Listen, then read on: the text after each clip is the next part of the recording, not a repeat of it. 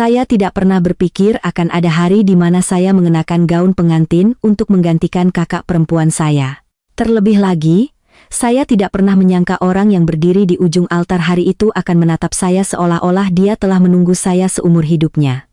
Kakak saya menghilang 3 hari sebelum pernikahan, tanpa pesan, tanpa kabar, tanpa jejak, hanya meninggalkan secari kertas tulisan tangan yang gemetar dengan satu kalimat pendek. "Tolong bantu aku kali ini, ya." Dia tidak pernah menjadi orang yang aku inginkan.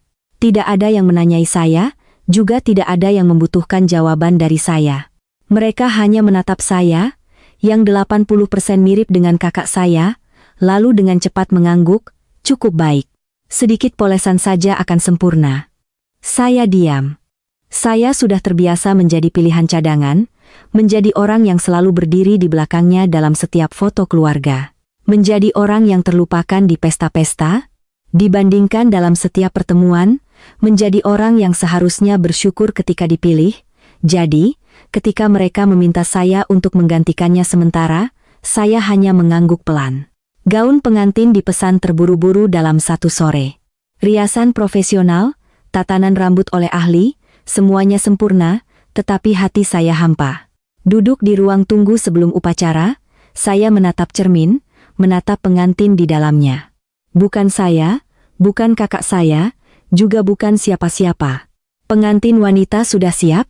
Sebuah suara terdengar, lembut namun tegas. Saya mengangguk pelan, menurunkan cadar. Pintu terbuka, musik mengalun, aroma bunga yang lembut berpadu dengan cahaya gemerlap dari lampu gantung membuat segalanya terasa seperti mimpi. Saya melangkah menaiki setiap anak tangga di karpet merah, melewati tatapan penasaran, melewati bisikan tanpa kata, dan akhirnya tiba di hadapannya. Pria itu, Baskara Aditama, dijuluki sebagai pangeran mahkota dunia keuangan, satu-satunya pewaris Aditama Group, sosok yang membuat dunia bisnis segan sekaligus takut, dingin dan menjaga jarak, tidak pernah terlibat dalam skandal percintaan. Orang seperti itu sedang berdiri di hadapan saya. Saya mendongak dan melihat matanya yang dalam dan gelap seperti danau musim dingin yang belum pernah mencair. Saya menunduk untuk menghindari tatapan itu. Tetapi kemudian dia angkat bicara. Tidak perlu menunduk. Saya tertegun. Suara itu jelas tidak membawa sedikit pun kejutan. Tidak ada kemarahan, tidak ada kebingungan, seolah-olah dia sudah tahu sejak awal.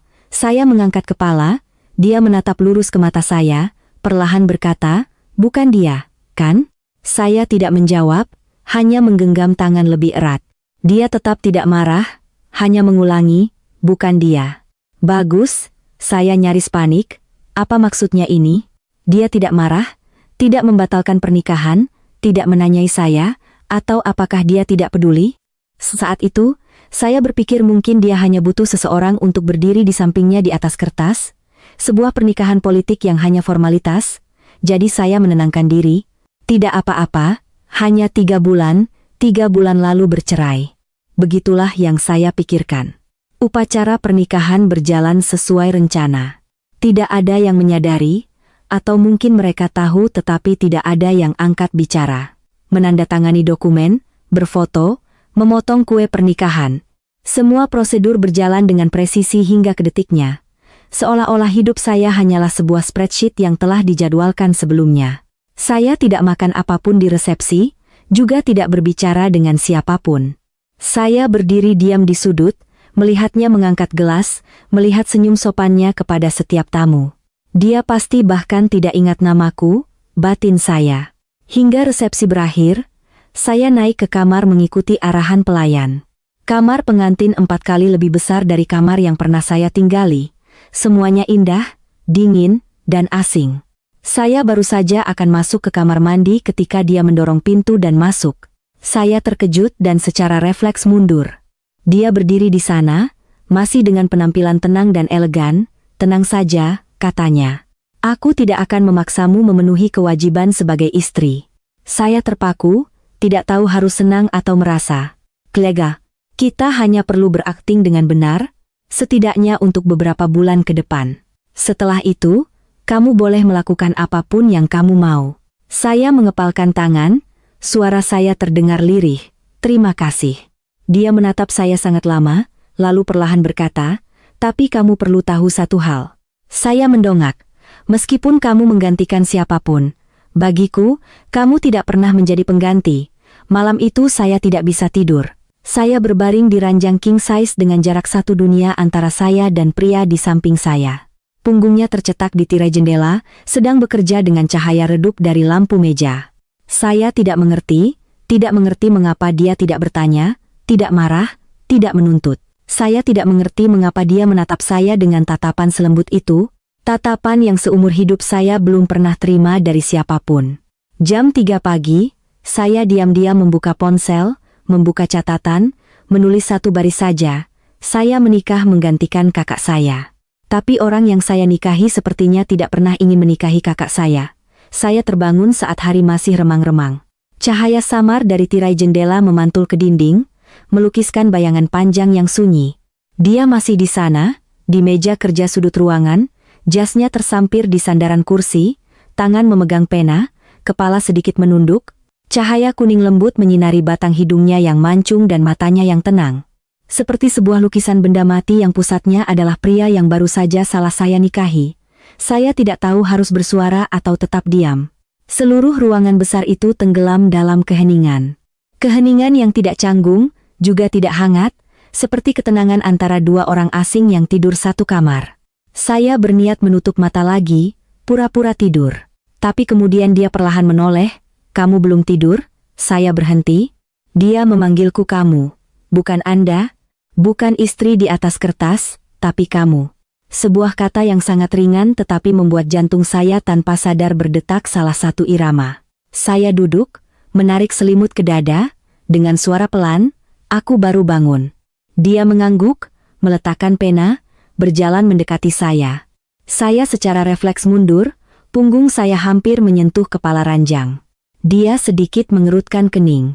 "Aku tidak akan melakukan apa-apa padamu." Wajah saya memerah, aku tahu. Sebenarnya saya tidak begitu yakin. Ini pertama kalinya saya tidur dengan seorang pria dalam satu ruangan, apalagi tidak tahu harus bagaimana ketika orang itu adalah suami sah saya secara nominal. Dia diam sejenak lalu mengulurkan tangannya. "Ikut aku." Saya ragu-ragu beberapa detik tetapi tetap menyambut tangannya. Tangan itu hangat secara aneh.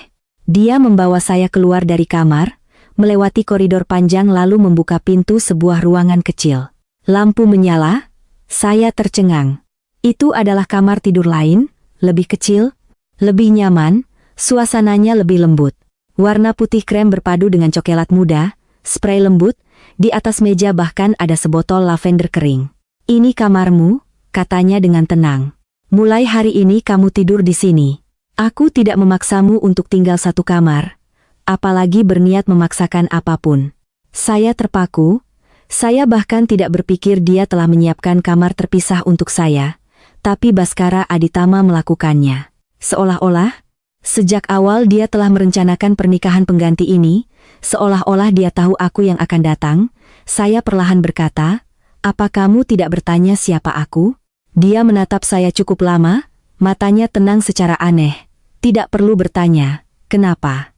Dia berbalik, dengan santai berkata, "Karena aku tahu orang yang berdiri di hadapanku, bukan kakakmu." Saya menggigit bibir. "Jadi kamu tidak merasa tertipu?" Dia menatap saya, sudut bibirnya sedikit terangkat.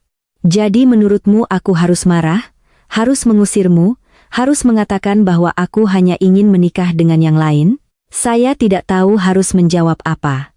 Dia menarik tangannya dari saku celana, menekan saklar lampu tidur di kamar lalu berbalik, "Kamu bisa tidur nyenyak di sini. Mulai besok aku akan meminta kepala pelayan mengatur jadwal yang sesuai untukmu. Jika ada permintaan apapun, katakan saja pada mereka atau langsung padaku." Saya memanggil pelan, "Baskara Aditama." Dia berhenti, sedikit menoleh. Saya menatapnya dengan sangat ringan. "Kamu tidak perlu bersikap baik seperti ini." Dia menatap saya sedetik lagi, di matanya ada sesuatu seperti kasihan, seperti kesedihan, tetapi juga seperti sudah terbiasa dengan kalimat itu sejak lama. "Kenapa?" Saya tersenyum sedih. "Karena aku hanya pengganti." Dia mengerutkan kening, melangkah mendekat, berdiri di hadapan saya.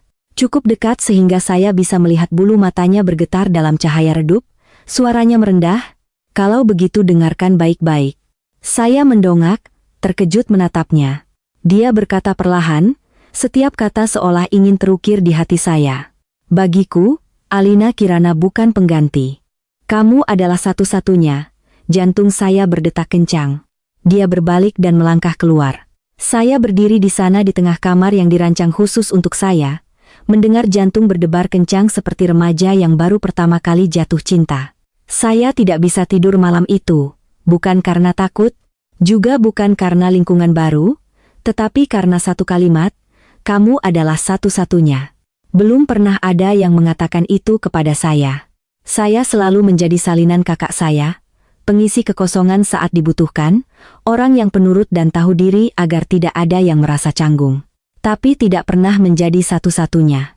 Dan dia, orang yang saya pikir akan acuh tak acuh, menikah hanya demi keuntungan, justru mengatakan itu kepada saya, dengan mata tanpa sedikit pun keraguan. Keesokan paginya, saya bangun dengan sedikit kebingungan. Pertama kali dalam hidup saya tidur di ranjang yang begitu nyaman. Di kamar yang beraroma lavender kering dan sinar matahari menembus tirai seperti ilustrasi Pinterest. Saya berganti pakaian, membuka pintu, baru saja keluar ke koridor sudah melihat seorang pelayan menunduk memberi salam. Nyonya sudah bangun. Sarapan sudah disiapkan di bawah. Tuan muda juga sedang menunggu. Saya berhenti beberapa detik. Nyonya? Saya bahkan belum sempat bereaksi, ponsel sudah berdering. Pesan dari nomor tak dikenal, sarapanlah. Kalau tidak sesuai selera, aku akan ganti koki. Singkat, tenang. Tapi anehnya, hati saya terasa sedikit manis. Saya pernah berpikir hidup bersama orang asing, terutama pria yang baru saja menandatangani surat nikah kurang dari 24 jam yang lalu, akan menjadi pengalaman yang canggung dan kaku. Tapi ternyata Baskara Aditama bukanlah orang yang mudah ditebak. Dia terlalu tenang sampai membuat orang tidak berani memecah keheningan. Sarapan pertama setelah pernikahan, saya turun ke ruang makan dan melihatnya sudah duduk di sana, laptop terbuka, tangan memegang cangkir kopi, kemeja putih lengannya digulung santai. Saya berniat kembali ke kamar, saya belum siap untuk sarapan ala suami istri baru. Belum sempat melangkah, dia sudah mengangkat kepala, sini, duduk dan makan. Suaranya tidak tinggi tapi memiliki kekuatan, jenis suara yang membuat orang tidak tega menolak. Saya dengan enggan melangkah dan duduk 3 kursi darinya, persis seperti murid yang menghindari wali kelas. Seorang pelayan dengan lembut menyajikan makanan, telur rebus setengah matang, roti sourdough panggang, jus grapefruit merah. Saya melirik piring di depan saya. Ini jelas bukan jenis sarapan yang biasa saya makan. Tidak ada bubur ayam, tidak ada indomie, apalagi roti bakar sosis yang biasa saya beli di warung sudut jalan. Saya berniat hanya makan beberapa suap, lalu beralasan sudah kenyang untuk kembali ke kamar. Tapi begitu saya memegang sendok, dia meletakkan cangkir kopinya, berkata, kalau kamu tidak bisa makan makanan ala barat ini, aku akan minta ganti koki. Saya mendongak menatapnya, sedikit bingung. Tidak perlu, saya sudah terbiasa, tidak perlu memaksakan diri. Katanya, masih menatap layar laptop. Ini bukan rumah keluargamu, kamu tidak perlu menahan diri. Saya menggenggam sendok lebih erat. Dia tidak menatap saya, tetapi kalimat itu seperti menusuk dada saya, tepat di bagian paling lembut. Saya tidak pernah berpikir dia akan mengerti, atau setidaknya memperhatikan. Beberapa hari berikutnya, kami tinggal di bawah satu atap, tetapi jadwal kami hampir berbeda zona waktu. Saya tidur cepat bangun cepat, dia tidur larut bangun setengah jam lebih lambat dari saya, dan sering berada di luar hingga larut malam. Sesekali saya mendengar suaranya berbicara di ruang kerja dalam bahasa Inggris, Prancis, bahkan Jerman. Nada bicaranya tenang, profesional, sangat sesuai dengan citra pangeran keuangan yang sering dibicarakan di berita. Saya pernah duduk di ruang tamu memeluk bantal menonton film bisu ketika mendengar pelayan berbisik di belakang saya. Tuan muda tidak pernah membiarkan siapapun menginap di villa ini, kecuali dia. Saya tidak tahu bagaimana rasanya, tidak sepenuhnya senang, juga tidak sedih, seperti berdiri di ambang pintu. Satu sisi adalah dunia asing, sisi lain adalah dunia yang perlahan dia buka, tetapi belum mengundang saya masuk. Seminggu setelah pernikahan, saya menerima telepon. Itu kakak saya. Saya menatap nama yang muncul di layar cukup lama, akhirnya tetap mengangkatnya. Kamu baik-baik saja? Saya menggenggam ponsel, menurutmu? Ujung telepon hening, lalu suara kakak saya mengecil. Aku minta maaf. Saya tersenyum sinis, ini yang keberapa kalinya? Saya bukan tipe orang yang sering menuntut keadilan, tetapi ketika didorong ke upacara pernikahan, menjadi pengantin pengganti, lalu hidup di sebuah rumah seperti istri sungguhan, saya mulai merasa geli. Apa kamu masih berencana untuk kembali? Kakak saya menjawab dengan sangat pelan. Aku hanya ingin tahu apakah Baskara Aditama menyadarinya. Saya terpaku. Dia tidak hanya menyadarinya, tapi juga mengatakan padaku bahwa kamu adalah satu-satunya. Tapi saya tidak mengatakan itu pada kakak saya. Saya hanya menjawab satu kalimat, dia tahu. Tapi dia memilih diam, mungkin karena dia tidak peduli siapa pengantinnya. Saya berbohong. Entah kenapa, saya hanya tidak ingin kakak saya tahu bahwa pria itu, entah bagaimana, telah mulai membuat hati saya bergetar. Malam itu, saya melihat Baskara Aditama melepas jasnya saat masuk dari garasi. Saya berdiri di tangga, belum sempat menghindar, dia sudah mengangkat kepala. Tatapan kami bertemu. Saya berniat menunduk seperti biasa, tapi kali ini dia berkata, "Jangan menunduk lagi, kamu tidak melakukan kesalahan apapun." Saya mengatupkan bibir, tenggorokan saya kering. Dia melangkah mendekat, berhenti di bawah tangga, matanya menatap lurus ke arah saya. "Ada yang ingin kamu tanyakan?" Saya ragu-ragu. "Tentang kakakku?" Dia mengangguk, "Kalau begitu, tanyakan." Saya menarik napas dalam-dalam. "Apa kamu pernah menyukainya?" Dia tidak langsung menjawab. Saya merasa diri saya sangat tidak sopan. Berniat mundur, dia berkata, "Aku pernah mengira begitu." Saya mendongak. Dia menatap saya, perlahan melanjutkan, "Sampai kamu masuk ke altar pernikahan itu, aku baru tahu apa yang terjadi sebelumnya hanyalah sebuah kesalahpahaman." Saya berdiri terpaku. Saya tidak tahu harus merasakan apa, hanya tahu bahwa jantung saya benar-benar berdebar kencang. Malam itu saya tidak langsung tidur. Saya berbaring di kamar pribadi, mendengar suara angin bertiup pelan di luar balkon, ponsel kembali menyala. Pesan dari Baskara Aditama. "Besok mau jalan-jalan? Di sini ada jalan setapak penuh bunga. Kupikir kamu akan suka." Saya menatap layar, kemudian jari saya dengan pelan mengetik. "Jam berapa?" Pesan terkirim kurang dari 1 menit, balasan datang, "Jam 7, aku akan menunggu di gerbang." Saya mematikan ponsel, membenamkan wajah ke bantal, jantung saya sudah tidak bisa dikendalikan lagi. Pukul 7 pagi, saya berdiri di depan gerbang villa. Baskara Aditama sudah menunggu, bersandar ringan di mobil, tangan di saku celana, kemeja putih dan celana jeans abu-abu sederhana, tetapi membuat saya melihatnya bukan seperti seorang pengusaha, melainkan seperti tokoh utama yang keluar dari webtoon yang digandrungi para gadis. "Kupikir kamu tidak bisa bangun jam segini," canda saya, meskipun perut saya sedikit gugup, dia melirik saya, sedikit menyeringai, "Menunggumu, jam berapapun aku bisa bangun." Kaki saya lemas. "Maaf, siapa yang mengizinkan Anda menembak lurus ke hati saya pagi-pagi begini?" Jalan setapak bunga yang dia katakan adalah sebuah jalan kecil di belakang kompleks perumahan.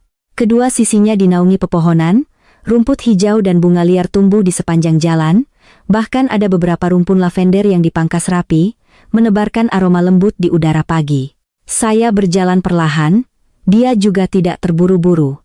Setiap langkah menjaga jarak yang cukup agar saya tidak merasa tertekan, tetapi tetap cukup dekat untuk merasakan napasnya dan kehadirannya yang kokoh di samping saya.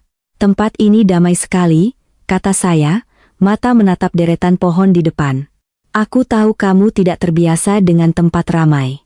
Saya menoleh, dia tahu, dia tidak menatap saya, tetapi suaranya sangat tenang. "Pernah sekali melihatmu menutup telinga di pesta ulang tahun, jelas tidak nyaman tapi masih berusaha tersenyum."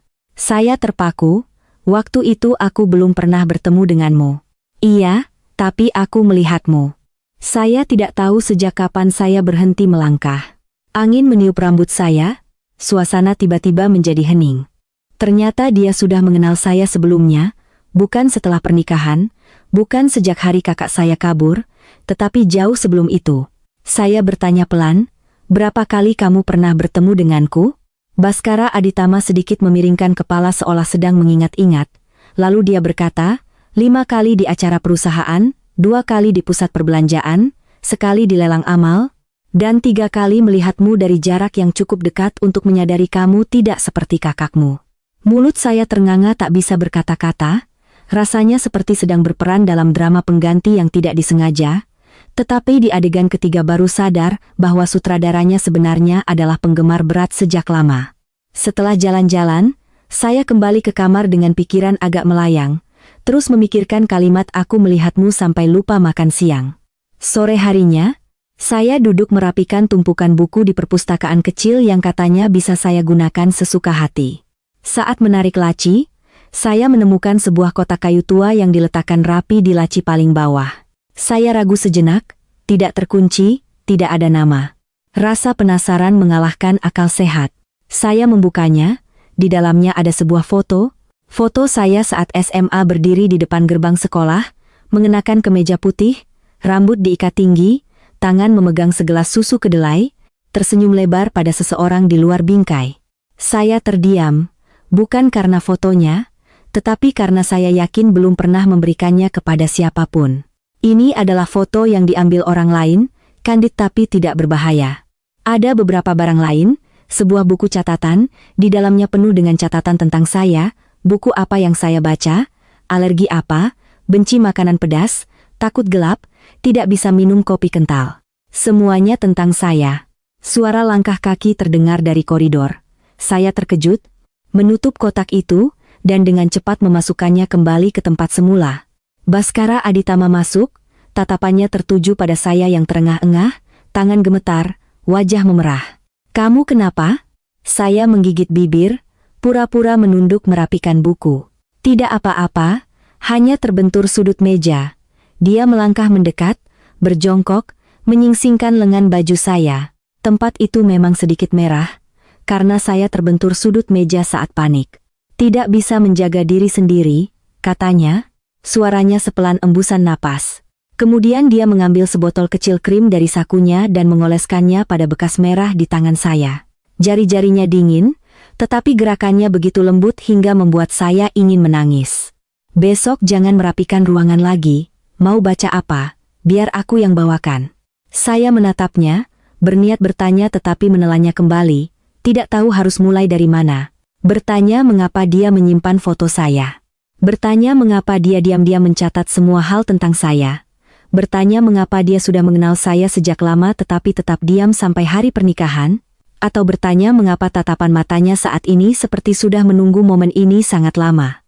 Malam itu, saya berbaring di tempat tidur, punggung menghadap jendela, mata terbuka lebar menatap lampu tidur. Saya tidak tahu apakah ini masih bisa disebut pengganti. Ketika orang itu sejak awal memang hanya menatap ke arahku. Sebelum tidur, saya menerima pesan. Sebuah foto kalung perak kecil dengan liontin batu berbentuk tetesan air berwarna biru kehijauan. Untukmu. Dulu pernah lihat kamu suka, tapi belum ada alasan yang cukup untuk memberikannya. Saya ingat dengan jelas saat itu di acara lelang, saya berdiri menatap kalung itu cukup lama, tetapi karena terlalu mahal, saya hanya tersenyum lalu pergi. Tidak ada yang memperhatikan hal itu, kecuali dia. Saya melihat foto kalung itu, di sini, perasaan yang sulit dinamai, tetapi tetap membalas pesan. Alasan sekarang apa? 1 menit kemudian, dia menjawab, karena kamu istriku. Keesokan harinya, saya menerima sebuah kartu undangan sutra yang diletakkan rapi di meja sarapan. Baskara Aditama masih duduk di sana, kopi hitam di tangannya, kemeja putih kancing lehernya belum terpasang, terlihat malas namun sangat seksi. Tipe pria yang membuat orang bisa memaafkan semua dosanya, bahkan merebut kursi tengah di hatinya. Saya mengambil kartu undangan itu dan melihat tulisan timbul Private Dinner Circle of Honor, sebuah acara yang akrab di kalangan konglomerat, mengumpulkan orang-orang terkemuka di dunia investasi, bahkan politik dan media. Saya mengangkat mata, kamu mau membawaku? Iya. 1 kata singkat, padat, sangat Baskara Aditama. Apa aku perlu persiapan? Tidak. Jam 7 malam mobil menjemputmu, semuanya sudah diatur. Saya tidak bertanya lebih lanjut, tetapi di kepala saya sudah menari-nari. Apa dia berniat mengumumkan pernikahan sungguhan? Sore itu, ada tim penata gaya datang ke villa. Mereka membawa hampir 20 gaun, sepatu, tas, dan aksesori.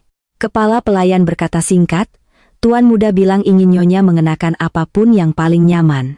Saya butuh 30 menit untuk memilih. Akhirnya saya memilih gaun sutra warna sampanye panjang selutut, sederhana namun elegan, pas di badan, tidak terlalu mencolok. Riasan ringan, rambut diikal bergelombang, ditambah sepasang anting kecil. Saat saya turun ke lobi, Baskara Aditama sudah menunggu. Tuxedo hitam, dasi beludru, begitu gagah hingga membuat saya ingin berbalik dan lari. Dia menatap saya dari atas sampai bawah, tatapannya tidak ada kata yang bisa disebut akting. Saya menunduk secara naluriah. Apa terlalu berlebihan? Dia tidak menjawab, hanya mengulurkan tangannya. Suaranya serak. "Ayo, hari ini kamu akan menjadi pusat perhatian."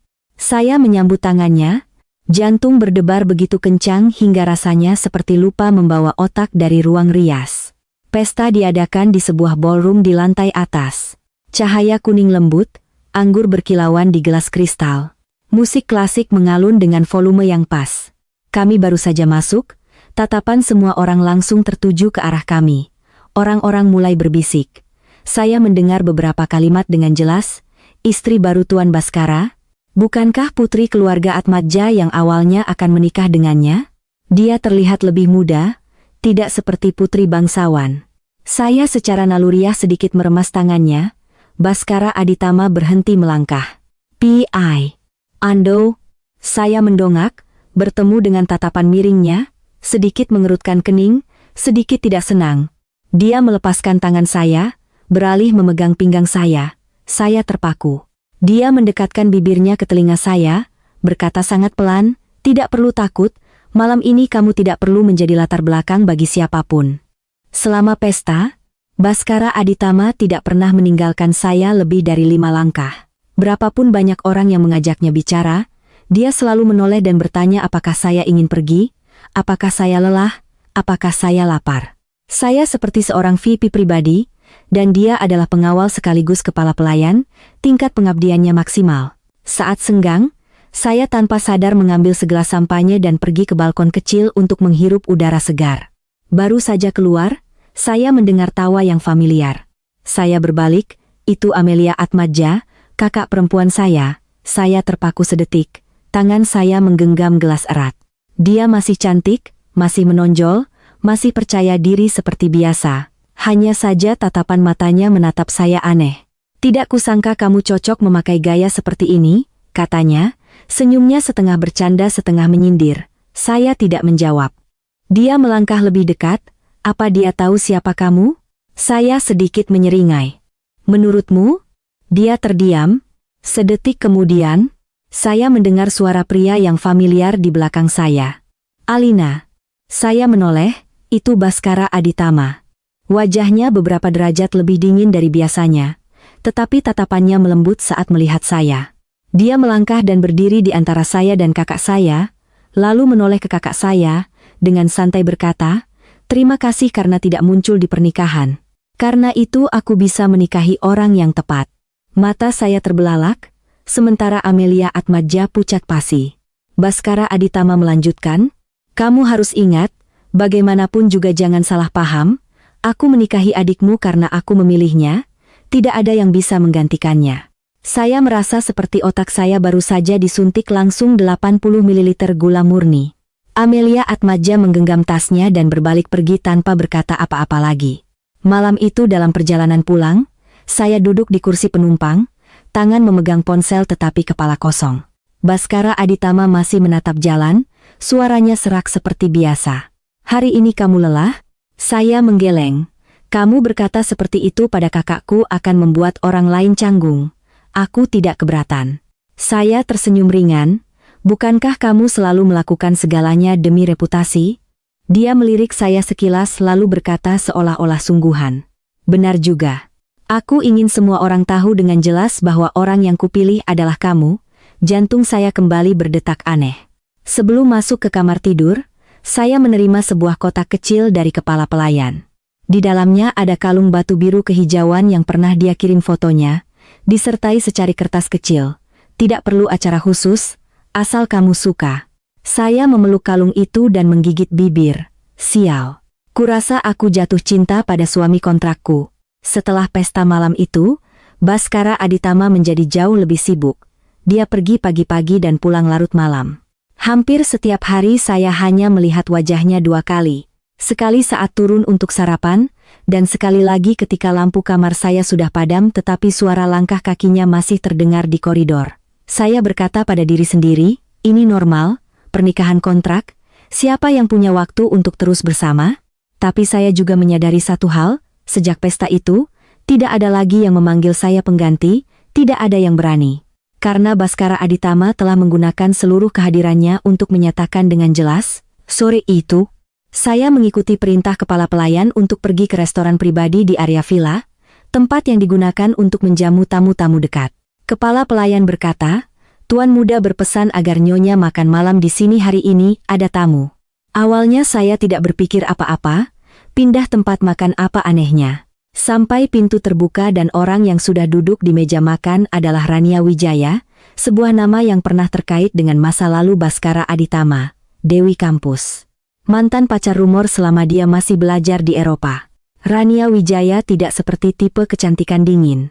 Dia cantik dengan cara yang tajam, cerdas, pandai bicara, tipe yang sangat cocok dengan dunianya. Saya berhenti. Rania Wijaya tersenyum dan berdiri. Ini kamu, Alina Kirana, kan? Saya mengangguk pelan. Aku sudah melihat fotomu, tapi di dunia nyata kamu lebih cantik. Saya tidak tahu harus menjawab apa. Suasananya sedikit canggung, dan menjadi lebih canggung lagi beberapa menit kemudian ketika Baskara Aditama baru muncul. Dia masuk, sambil melepas kancing lengan bajunya bertanya, maaf, macet. Tatapannya melewati saya, berhenti setengah detik, lalu beralih ke Rania Wijaya. Tidak kusangka kamu masih ingat jalan ke sini. Rania Wijaya tersenyum ringan, aku ingat dengan sangat jelas. Dulu kan pernah ke sini beberapa kali. Kalimat itu seolah-olah berduri. Saya diam, menunduk minum air. Selama makan, saya tidak banyak bicara, sebagian besar Rania Wijaya yang berbicara, sementara Baskara Aditama sesekali hanya menjawab 1-2 kalimat basa-basi. Saya merasa dia sedang mencoba membangkitkan kembali hubungan lama dengan kata-kata, tatapan, atau sekadar cara dia memegang gelas anggur yang miring ke arahnya setiap kali bersulang. Saya menunduk mengambil sayuran ke mangkuk saya, makan seolah-olah sedang mengikuti lomba makan dalam diam tingkat internasional. Lalu, ketika saya berdiri untuk pergi ke toilet, Rania Wijaya tiba-tiba bertanya, Alina, kamu tahu? Tahun itu orang yang diundang ke Paris bersama Baskara Aditama adalah aku, bukan kakakmu. Saya terpaku. Dia tersenyum, aku tidak bermaksud apa-apa, hanya saja takdir itu aneh, akhirnya kamu yang menikah dengannya. Saya tidak menjawab, hanya berbalik dan pergi, tetapi dada saya sesak. Saat saya kembali, mereka berdua masih berbicara. Tidak tahu siapa yang menyinggung masa lalu? Saya hanya samar-samar mendengar. Orang sepertimu bisa jatuh cinta pada siapa? Dan saat itu saya melihat tatapan Baskara Aditama. Dia menoleh menatap saya, jelas, lugas, penuh tujuan. Dia berkata, bisa. Aku sedang jatuh cinta. Saya berhenti, jantung saya berdetak kencang. Rania menatap saya beberapa detik kemudian tertawa, tidak kusangka kamu akan mengatakan itu di depanku. Baskara Aditama tidak menjawab, hanya menoleh ke saya. Suaranya melembut, sudah selesai makan. Pulang bersamaku? Dalam perjalanan pulang, mobil hening seperti biasa. Saya duduk tegak, mata menatap lurus ke depan, tetapi hati saya kacau. Saya tidak berniat bertanya, tetapi akhirnya tidak bisa menahan diri. Dia mantanmu? Dia tidak menoleh, hanya mengerutkan kening. Dia pikir begitu, saya mengangguk, apa kamu pernah menyukainya? Dia menghentikan mobil di pinggir jalan. Tidak ada lampu, tidak ada orang, hanya suaranya yang serak di kegelapan. Aku tidak suka dibandingkan. Saya menggigit bibir, maaf. Dia masih tidak menatap saya, tapi beberapa saat kemudian dia menghela napas, menoleh. Apa kamu merasa kalah darinya? Saya tidak menjawab. Saya tidak bisa berbohong. Dia menggenggam tangan saya. Tatapan matanya kali ini tidak menghindar, tidak menyembunyikan. Alina, sejak awal aku tidak pernah menempatkan orang lain di posisi itu, Kalau aku menginginkan orang lain, menurutmu kamu bisa duduk di sini hari ini? Saya terpaku. Dia melanjutkan, aku orang yang sangat pemilih. Tidak ada yang bisa menggantikanmu dan tidak ada yang bisa dibandingkan denganmu karena mereka tidak pernah menjadi standarku. Hati saya seperti meleleh di dalam dada. Saya menatapnya, ingin bertanya lebih banyak, tetapi dia sudah menggenggam tangan saya lebih erat. Jangan biarkan orang lain membuatmu meragukan dirimu sendiri, karena kamu milikku. Malam itu, saat kembali ke kamar, saya menatap cermin cukup lama.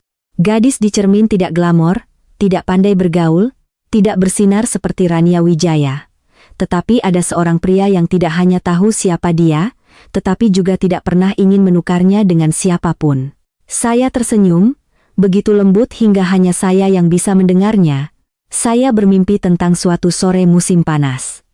Dalam mimpi itu, saya berlari di bawah hujan deras, sepatu kanvas saya basah kuyup, rambut saya menempel di dahi, saya tersesat, tangan saya gemetar memegang peta yang sudah luntur, panik hingga ingin menangis. Lalu sebuah tangan terulur bersama dengan suara yang sangat lembut, "Jangan menangis, aku akan mengantarmu pulang." Saya terkejut dan terbangun, jantung saya masih berdebar kencang. Di telapak tangan saya ada bekas kuku yang menancap di kulit, sebuah refleks yang biasa terjadi setiap kali saya mimpi buruk. Tetapi yang aneh adalah, mimpi itu tidak pernah saya ingat sebelumnya. Keesokan paginya, saya turun untuk sarapan. Baskara Aditama sudah duduk di meja sejak pagi. Dia sedang membaca koran, kopinya belum diminum seteguk pun. Saya ragu-ragu berdiri di samping kursi, belum langsung duduk, dia mengangkat kepala menatap saya. "Kenapa? Matamu bengkak?" Saya duduk dan menjawab dengan suara lirih, "Hanya mimpi aneh." "Tentang apa?" Saya menggeleng. "Tidak begitu jelas, hanya ingat ada hujan, aku tersesat, ada yang mengantarku pulang." Dia tidak berkata apa-apa lagi, tetapi saya melihat dengan jelas jari-jarinya berhenti di tepi cangkir kopi. Siang harinya saya pergi ke perpustakaan, ada sesuatu yang ingin saya periksa kembali. Saya sekali lagi membuka kotak kayu tua di laci tempat saya pernah menemukan foto saya dan buku catatan miliknya. Kali ini saya memperhatikan lebih saksama. Di akhir buku ada sebuah foto kecil, tua dan buram, seperti diambil dengan ponsel model lama. Di foto itu ada saya, saat SMP, mata merah, berdiri di samping payung hitam, mengenakan seragam basah kuyup, tangan memegang sebungkus tisu. Di samping saya ada seorang anak laki-laki yang buram, wajahnya menoleh ke samping tetapi postur tubuhnya sangat tinggi dan tegap. Saya terpaku, saya tidak ingat saat itu. Sama sekali, sore itu, saya menunggu sampai dia pulang. Baskara Aditama baru saja melepas jasnya, saya sudah berdiri menghalangi jalan menuju tangga. Dia menatap saya, sedikit mengerutkan kening. "Ada apa?" Saya menunjukkan foto di tangan saya. "Ini pertama kalinya kita bertemu?" Dia diam beberapa detik lalu mengangguk. "Iya." Saya duduk di sofa, hati saya campur aduk. "Kenapa aku tidak ingat sama sekali? Waktu itu kamu demam ringan, pulang ke rumah langsung terbaring selama 3 hari, saya terpaku. Kamu masih ingat dengan jelas? Kenapa kamu menyimpan foto ini?" Dia duduk di kursi seberang, menyilangkan tangan, tatapannya sedikit meredup, "Karena setelah hari itu aku tidak pernah melihatmu lagi, tapi bayangan itu tidak pernah hilang dari kepalaku." Saya menggigit bibir, "Hanya karena aku menangis di tengah hujan? Kamu mengingatnya selama bertahun-tahun?" Dia tertawa kecil, "Bukan karena kamu menangis, tapi karena kamu masih berusaha menahan tangis." Saya terkejut, dia menatap saya, tatapan matanya lebih lembut dari sebelumnya. Aku pernah berpikir itu hanya momen sesaat, tapi semakin dewasa, semakin banyak tempat yang kukunjungi, semakin banyak orang yang kutemui, aku semakin yakin. Perasaan tahun itu bukanlah sementara. Kenapa kamu tidak mencariku? Waktu itu kamu pindah sekolah. Setelah itu kamu selalu berdiri di belakang kakakmu, kamu tidak naik panggung, tidak muncul di media. Aku hanya tahu kamu ada, tapi tidak bisa menemukanmu. Tenggorokan saya tercekat, sampai kakakmu tiba-tiba kabur? Tidak. Dia menatap saya. Sebelum itu aku sudah tahu siapa kamu. Aku tahu dan aku memilih untuk tidak menikahi kakakmu. Saya merasa seperti ada seutas tali yang baru saja terlepas dari dada saya. Semua keraguan, semua kegelisahan, Semua pertanyaan apakah saya hanyalah pengganti, semuanya lenyap. Ternyata orang yang masuk ke dalam hidupnya bukan karena kebetulan, juga bukan karena didorong untuk menggantikan, tetapi karena dia telah diam-diam menunggunya sejak lama. Malam itu, dia berdiri di depan pintu kamar saya, tangan memegang kalung batu biru kehijauan, pasangannya yang pernah saya lihat. Dia tidak banyak bicara, hanya menunduk dan memasangkannya untuk saya. Kaitan kalung dengan lembut menyentuh leher saya. Pertama kali aku bertemu denganmu, hujan turun, kamu berdiri sendirian, tanpa payung, tanpa jas hujan, juga tidak ada yang memanggilmu pulang. Kali ini jika kamu tersesat lagi, aku tidak akan membiarkanmu berdiri sendirian lagi. Saya menatapnya, mengangguk, sangat pelan, tidak ada kata cinta yang terucap, tetapi hati saya sudah lama berpihak padanya. Hari itu hujan turun, tidak deras, hanya gerimis seperti uap air, tetapi cukup membuat orang merasa sedikit dingin dan sedikit jauh. Saya berdiri di perpustakaan keluarga Aditama, memeluk kalung batu biru kehijauan di leher saya, merasa seperti baru saja membuka sebuah pintu tua yang berdebu. Di dalamnya ada seorang pria yang telah diam-diam menyimpan bayangan saya di hatinya selama bertahun-tahun. Baskara Aditama sedang di ruang kerja. Saya mendengar suaranya menelepon di dalam, tenang, kalem, tetapi setelah setiap kalimat yang tegas ada jeda yang aneh. Saya tahu hari ini dia tidak nyaman, bukan karena saya, tetapi karena keluarganya. Pagi ini ada yang mengirim undangan ke villa, pesta ulang tahun kakeknya yang ke-60, pendiri Aditama Group, juga orang yang memaksanya bertunangan dengan kakak saya sejak awal. Pertama kali sejak menikah, Baskara Aditama harus membawa saya pulang untuk diperkenalkan secara resmi kepada keluarga Aditama. Tekanan adalah kata yang terlalu ringan. Dia tidak memaksa saya pergi, tetapi saya tahu jika saya tidak pergi, tidak akan ada yang membelanya, juga tidak akan ada yang percaya bahwa saya adalah orang yang dipilih. Saya mengetuk pintu ruang kerja dengan pelan, masuk. Suaranya masih sama, tetapi ketika melihat saya masuk, matanya langsung melembut. Saya melangkah mendekat, meletakkan secangkir teh jahe di meja, duduk di kursi seberang, dengan suara pelan, "Besok aku ikut denganmu." Dia berhenti, tatapannya menajam, tidak perlu memaksakan diri. Bukan memaksakan diri. Saya tersenyum ringan. Aku juga ingin melihat orang-orang yang pernah menganggapku tidak pantas, kemudian terpaksa mengakuiku. Baskara Aditama tidak berkata apa-apa, hanya menatap saya sangat lama lalu mengangguk pelan. "Besok biar aku yang membawamu." Malam harinya hujan masih belum reda. Saya duduk membaca buku di ruang tamu, mendengar suara hujan jatuh di kaca jendela. Suasana hati saya tenang secara aneh. Lampu di ruangan tidak terlalu terang, hanya ada cahaya kuning lembut dari sudut dinding yang membuat ruangan terasa hangat seperti lukisan. Saya sedang membalik halaman terakhir ketika Baskara Aditama masuk. Tangannya memegang sebuah handuk, masih sedikit lembab karena belum sempat dikeringkan. "Jangan duduk terlalu lama di dekat jendela kaca, mudah masuk angin." Dia memberikan handuk itu kepada saya. Saya menerimanya. Suara saya sangat kecil, "Kamu benar-benar mengeringkan handuk untukku?" "Iya, kalau begitu, apa aku satu-satunya yang pernah dilayani seperti ini?" Dia menatap saya, tidak menjawab, hanya tersenyum. "Aku tahu apa yang akan kamu katakan." "Apa?" "Kamu tidak punya preseden, tetapi sejak aku datang, semuanya menjadi pengecualian." Aku hanya bercanda, tapi tidak kusangka kamu akan menjawab. Aku tidak berniat mengatakan itu, tapi memang begitu.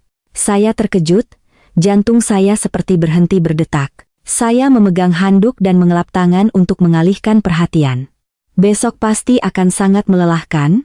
Belum selesai saya berbicara, saya merasakan dia sudah duduk di samping saya. Jarak antara kami lebih dekat dari biasanya. Dia tidak menyentuh saya, tidak menyentuh tangan saya, juga tidak ada gerakan yang melewati batas. Tetapi tatapan matanya menatap saya tidak seperti biasanya, sangat hening. Seolah-olah semua emosi di dalam dirinya tertahan di balik matanya, hanya menunggu saat yang tepat untuk meledak. Saya bertanya pelan, "Kenapa kamu menatapku seperti itu?" Baskara Aditama perlahan mengangkat tangannya, jari-jarinya dengan lembut menyentuh pipi saya, menghapus setetes air hujan yang masih tertinggal. "Karena aku takut tidak bisa menahan tatapan itu lebih lama." "Tatapan apa?" "Tatapan saat melihat orang yang kusukai, tetapi belum tentu diizinkan oleh orang itu." Jantung saya berdebar kencang. Kalau sekarang aku izinkan, dia terpana. Saya tidak menghindar lagi. Bolehkah kamu menciumku? Dia tidak menjawab. Hanya perlahan menunduk, sangat lambat, sangat ringan, seolah-olah jika saya berkedip, momen itu akan lenyap, dan kemudian bibirnya menyentuh bibir saya. Tidak terburu-buru, tidak membara, tetapi begitu lembut hingga air mata saya nyaris keluar. Dia mencium saya seolah-olah sedang memegang sesuatu yang berharga dan rapuh. Seolah-olah telah menunggu momen ini terlalu lama sehingga tidak berani berbuat kasar, tidak berani membiarkan kecerobohan merusak perasaan. Ketika dia melepaskannya, bibirnya masih menyentuh sudut bibir saya. Pertama kali aku bermimpi tentangmu juga di malam hujan seperti ini, katanya pelan, suaranya serak. Saya membenamkan wajah di bahunya, mendengar jantung berdebar kencang di dada saya. Lalu apa kamu masih bermimpi tentangku? Dia dengan lembut meremas bahu saya. Tidak perlu bermimpi lagi, karena sekarang kamu ada di sini. Malam itu saya tidur sangat nyenyak. Dalam mimpi, saya kembali bertemu hujan tahun itu. Tapi kali ini saya tidak tersesat, tidak gemetar di persimpangan yang asing, karena sudah ada yang menunggu saya di bawah payung hitam, tersenyum dan berkata, "Ayo, kita pulang."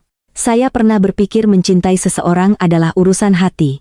Tetapi dengan Baskara Aditama, saya baru tahu ada orang yang mencintai Anda dengan akal, tindakan, waktu, dan bahkan hal-hal yang tidak pernah Anda pikirkan akan diperhatikan oleh seseorang. Pagi itu, saya terbangun karena aroma wafel manis yang samar-samar tercium dari bawah. Saya bukan orang yang rewel soal makanan, tetapi ada satu makanan yang selalu saya inginkan setiap kali suasana hati saya baik. Wafel dengan es krim vanila. Masalahnya, saya tidak pernah mengatakannya kepada siapapun, apalagi pernah membuatnya di rumah.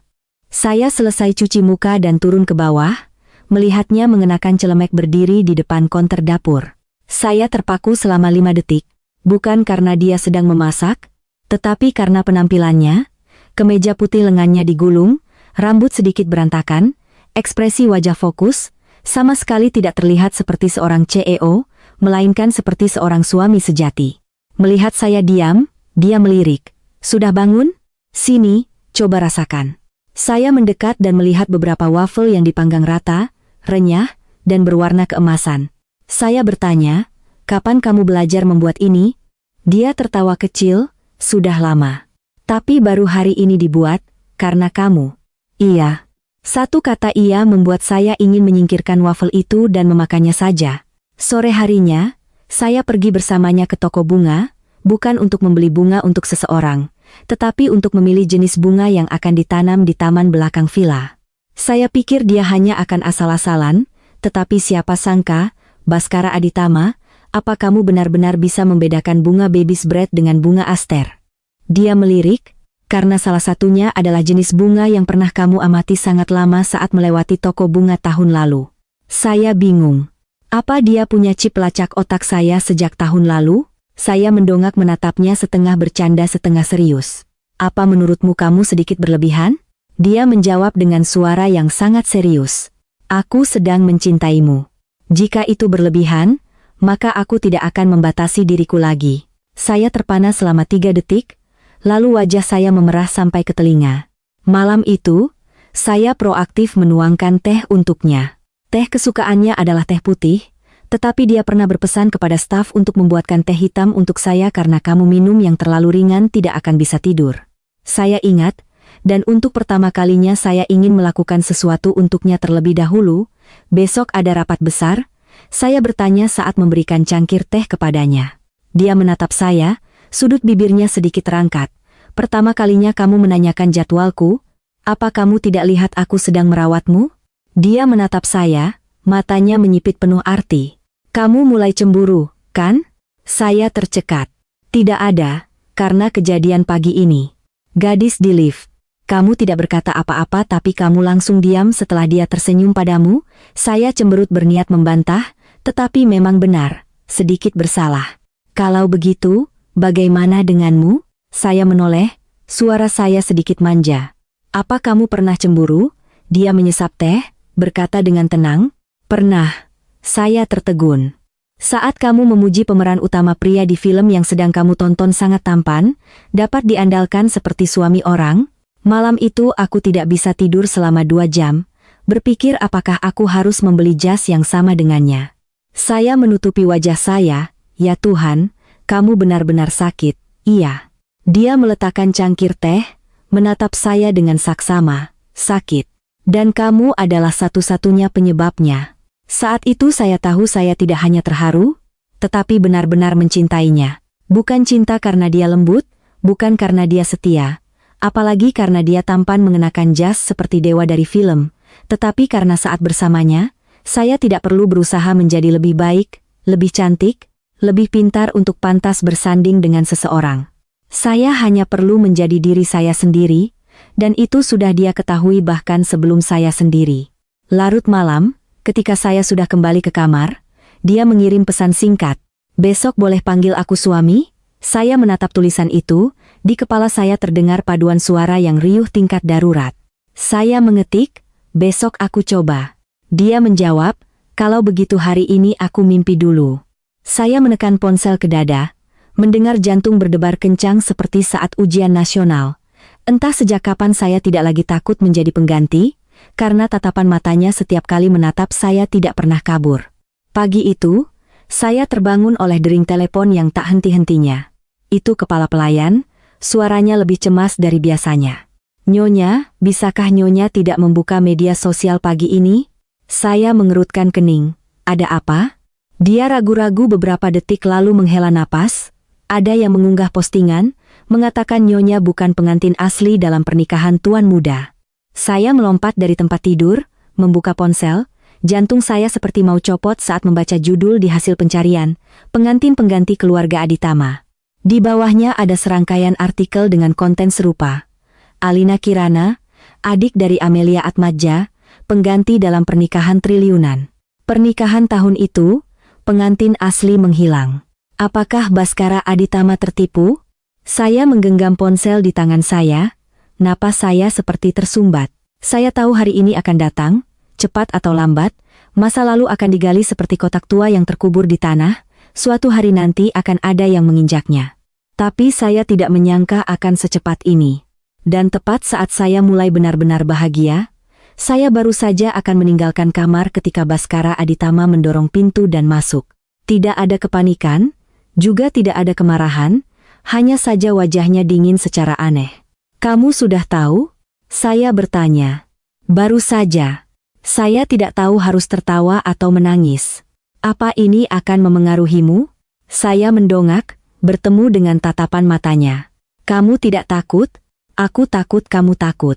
Suaranya merendah. Sisanya, aku tidak peduli.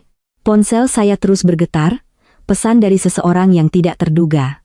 Kakak saya, Amelia Atmaja, maaf, bukan aku yang melakukannya, tapi sepertinya ada orang dari keluarga Aditama yang sengaja menyebarkannya. Satu kalimat yang cukup membuat hati saya hancur. Saya menoleh ke Baskara Aditama, apa keluargamu tidak menerimaku? Dia tidak menjawab, tetapi keheningan itu lebih menyakitkan dari ribuan penolakan. Sore itu saya minta izin keluar.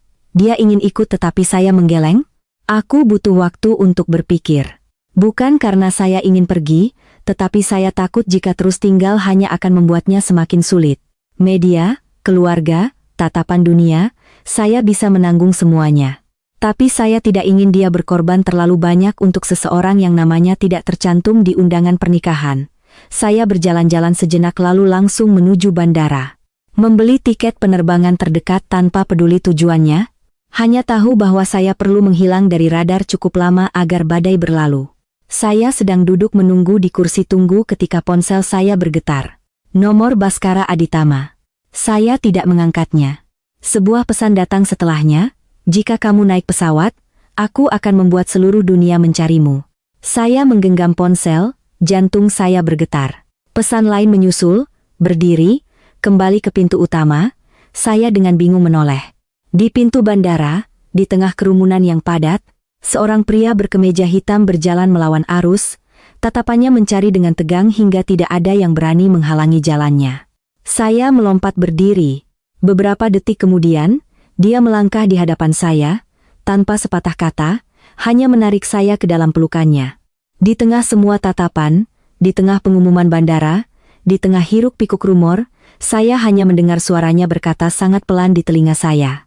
"Alina, jangan pergi lagi." Saya ingin menangis tetapi tidak bisa. Saya hanya mengangguk seperti anak kecil yang ditemukan setelah tersesat.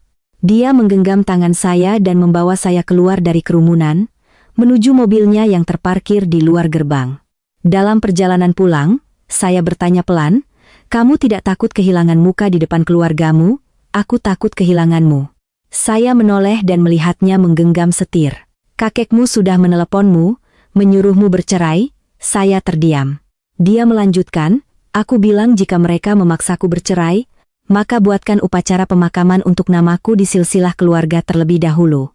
Saya menatapnya, tidak bisa berkata apa-apa lagi, hanya merasakan hidung saya perih, dan hati saya seperti akan pecah karena terlalu kasihan.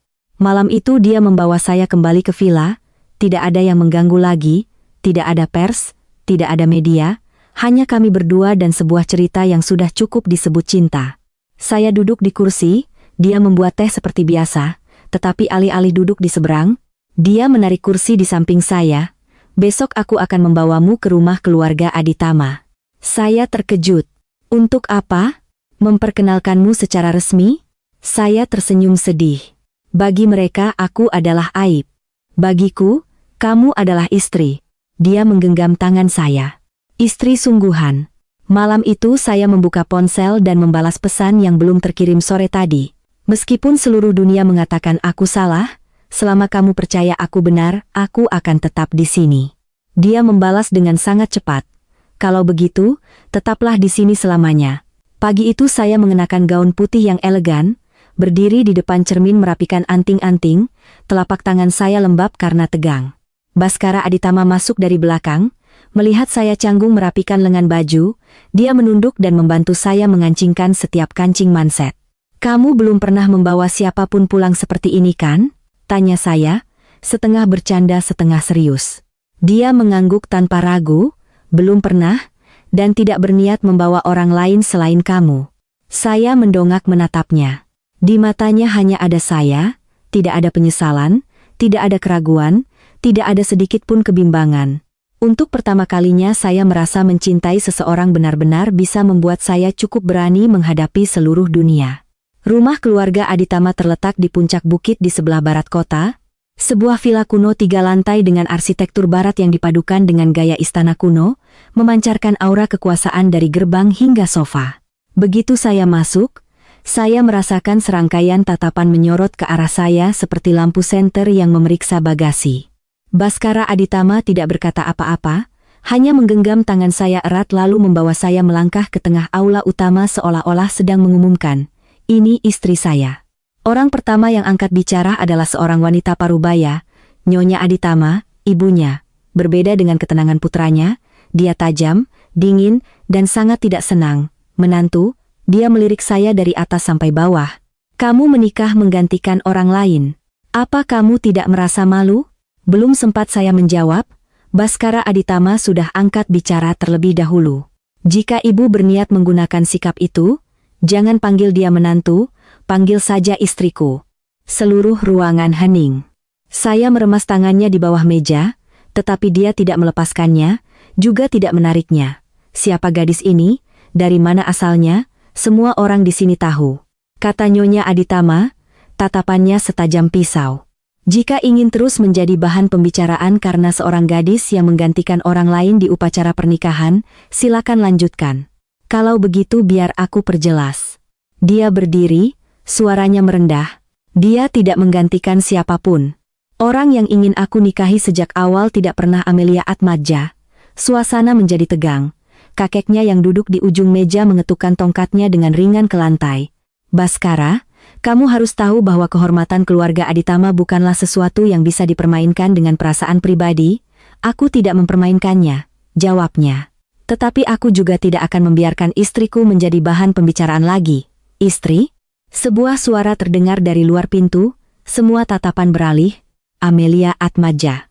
Kakak saya masuk, gaun merahnya mencolok, riasannya rapi, seolah-olah sudah bersiap sejak lama untuk merebut kembali posisinya. Aku tidak menyangka acara perkenalan keluarga akan kekurangan orang yang seharusnya ada di sini. Dia menatap saya, menyeringai. Saya tidak bereaksi, hanya menatapnya dengan tenang. Dia menoleh ke Baskara Aditama. Menurutmu ini apa? Sebuah permainan? Kamu benar-benar akan menikahi orang yang menggantikanku? Baskara Aditama tidak langsung menjawabnya. Dia hanya dengan perlahan berdiri dan berjalan ke arah saya, menggenggam tangan saya sekali lagi. Bukan akan menikah, tapi sudah menikah. Dan orang yang aku cintai adalah dia, Amelia Atmaja Pucatpasi. Kamu mencintainya? Menurutmu aku melakukan semua ini untuk apa? Tanyanya balik. Sejak awal orang yang aku cari adalah Alina, bukan kamu. Kamu hanya orang yang dipilih karena keluargamu ingin menggunakanmu untuk mendapatkan keuntungan. Kakak saya tertawa, dan dia apa bedanya? Dia juga hanya barang yang disodorkan untuk menggantikan. Saya berdiri, untuk pertama kalinya saya menatap lurus ke arah kakak saya, tidak menunduk, tidak menghindar, juga tidak mencoba menyembunyikan. Kamu benar, aku pernah menjadi pengganti, tapi aku tidak pernah merebut apapun darimu. Kamu kabur, aku didorong. Kamu punya pilihan, aku tidak. Perasaan ini, pernikahan ini, aku tidak merebutnya. Aku hanya tetap di sini ketika aku tahu orang di sampingku tulus. Ruangan itu hening. Beberapa saat kemudian, kakeknya mengangguk. Aku tidak pernah berpikir cucuku yang paling dingin, justru yang paling berani berjuang demi perasaannya. Lalu dia menoleh ke saya, perlahan berkata, jika dia sudah memilihmu, maka mulai hari ini kamu adalah bagian dari keluarga Aditama. Saya menunduk, mata saya perih. Baskara Aditama menggenggam tangan saya lebih erat, menunduk dan berbisik di telinga saya. Sudah kubilang, kan? Siapapun yang tidak menerimamu, akan aku paksa untuk mengakuinya. Saat di mobil, saya bersandar di bahunya, dengan suara pelan, kupikir hari ini akan menjadi pertempuran. Memang pertempuran, tapi kamu menang. Dia tertawa kecil, tidak, aku hanya melindungi rampasan perangku. Kamu adalah satu-satunya hadiah yang ingin aku simpan seumur hidup. Suatu pagi di bulan Mei, matahari bersinar seperti madu yang dituangkan perlahan. Saya berdiri di depan cermin, untuk ketiga kalinya merapikan gaun pengantin putih bersih, tidak terlalu rumit, tidak bertabur berlian, hanya sebuah gaun sederhana, lembut, dan pas seperti hubungan kami. Tidak mencolok, tidak berlebihan, tetapi cukup hangat untuk membuat saya ingin menyimpannya seumur hidup. Kali ini tidak ada yang memaksa saya mengenakannya, tidak ada yang mengatakan saya harus seperti kakak saya, juga tidak ada yang memaksa saya menandatangani dokumen pengganti. Saya adalah pengantin wanita sungguhan, yang dipilih, satu-satunya yang dia gandeng tangannya melewati altar. Baskara Aditama memilih untuk mengadakan pernikahan kecil di taman belakang villa kami. Ada bunga baby's breath putih, ada meja panjang di bawah deretan lampu dongeng, ada biola yang memainkan kanon Inde yang pernah saya katakan ingin dengar sekali di pernikahan saya. Tidak perlu kemegahan, hanya perlu orang yang kucintai dan orang-orang yang tulus mendoakan. Saya keluar dari ruang ganti, sambil berjalan mendengar detak jantung saya sendiri. Di ujung jalan yang ditaburi bunga, dia berdiri di sana, jas putih, dasi abu-abu muda, dan mata yang tidak pernah menatap orang lain selain saya. Ketika penghulu membacakan, hari ini, di hadapan semua yang hadir, dua insan telah memilih untuk bersama. Saya perlahan menoleh menatapnya. Baskara Aditama menggenggam tangan saya erat, bukan pertama kalinya, tetapi kali ini ada cincin di jari manis, ada janji tulus, dan ada pengakuan dari semua orang yang pernah meragukan. Alina Kirana, bersediakah kamu menikah denganku? Saya menatapnya, sudut bibir saya sedikit terangkat. Dulu aku dipaksa, kali ini, saya dengan lembut meremas tangannya, aku sukarela. Ketika upacara pernikahan berakhir, semua orang berdiri bertepuk tangan, menaburkan bunga, mengucapkan selamat dengan berbagai cara, dari yang manis hingga yang bercanda. Saya ditarik oleh seorang teman, kamu tahu, saat kamu keluar, Tuan Baskara tersenyum seperti anak kecil yang baru pertama kali dapat permen. Saya menoleh menatapnya, tepat saat itu dia juga menatap saya. Cara tatapan matanya melembut, mulutnya sedikit terangkat, seolah-olah seluruh dunia di luar sana tidak penting lagi. Saya tiba-tiba berpikir, ternyata cinta sejati bisa membuat orang yang selalu tenang sepertinya menjadi sebodoh itu. Malam itu, saya dan dia duduk di taman yang sudah sepi, tidak ada lampu warna-warni, tidak ada musik, Hanya ada cahaya bulan yang sunyi dan beberapa kunang-kunang yang tersesat. Saya menyandarkan kepala di bahunya dan berbisik, "Apa kamu ingat hari aku menikah menggantikan kakakku?" "Iya," jawabnya. "Waktu itu kupikir hidupku akan menjadi sebuah drama televisi. Kalau sekarang?" Saya menoleh menatapnya, tersenyum ringan. Kupikir drama itu salah genre, ternyata novel romantis. Dia memiringkan kepala dan mencium kening saya dengan lembut, "Tidak salah genre. Hanya saja sekarang baru sampai di bagian klimaks. Mulai sekarang adalah bagian khusus yang hanya ditulis untukmu. Kami tidak mengadakan bulan madu yang megah." Sebaliknya, dia mengurangi waktu kerjanya dan pergi bersamaku ke sebuah kota kecil di tepi pantai. Tempat yang pernah ingin saya datangi jika hidup terlalu melelahkan. Di sana dia belajar pergi ke pasar, memasak, bahkan mengayuh sepeda mengikuti saya ke pasar ikan jam 5 pagi untuk memilih udang segar. Saya bertanya, "Seorang CEO harus menawar harga dengan ibu-ibu penjual ikan? Apa tidak kehilangan citra?" Dia menjawab, "Asal kamu makan enak, tidak apa-apa, lain kali aku masih bisa menawar lagi." Suatu sore, saya duduk menulis di teras penginapan, mendengar suara ombak di kejauhan, merasa begitu damai hingga seolah-olah saya tidak pernah terlibat skandal, tidak pernah disebut pengganti, tidak pernah gemetar saat melangkah ke upacara pernikahan yang bukan milik saya. Hanya ada saya dan cinta yang saya pilih sendiri. Beberapa saat kemudian, dia membawa segelas limun dan meletakkannya di samping saya. "Menulis apa?" "Autobiografi tentang siapa?" Saya mendongak, tersenyum nakal. "Tentang seorang gadis yang didorong ke altar menggantikan kakaknya. Siapa sangka bertemu dengan suami yang seumur hidup ingin menikahinya." Baskara Aditama duduk di samping saya, melipat tangan, menarik. "Menurutmu judul apa yang bagus?" Dia termenung sejenak lalu berkata pelan, "Menikah kedua kali, kali ini karena cinta." Saya tertawa. Dia menggenggam tangan saya, mencium punggung tangan saya dengan lembut, "Dan aku, setiap kali hanya ingin menikahi satu orang, dan kamu adalah satu-satunya yang ingin aku simpan di sisiku." Akhirnya saya mengerti mengapa orang mengatakan bukan siapa yang masuk ke dalam hidupmu terlebih dahulu yang benar, tetapi orang yang tetap di sisimu, menggenggam tanganmu melewati segalanya. Itulah takdir yang sesungguhnya. Terima kasih, Baskara Aditama, karena telah memilihku sejak awal dan tidak pernah memilih lagi.